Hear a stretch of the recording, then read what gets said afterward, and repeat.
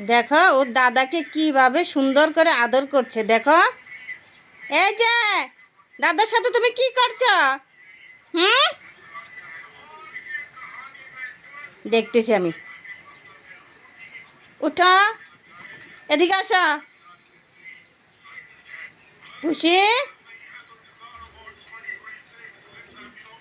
এই পুষি, কি করছো? দাদার সাথে খেলা করছো তুমি?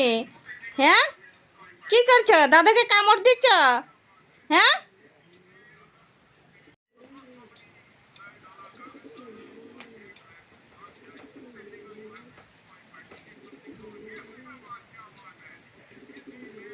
দেখো ও দাদাকে উঠার জন্য কি করছে, দেখো খাওয়া দাওয়ার জন্য। হুম, এখন ভাত খাবে। দেখো হাতের মধ্যে কামড় মারছে। এই, কি করছো? দাদা ব্যথা পাচ্ছে না? হুম,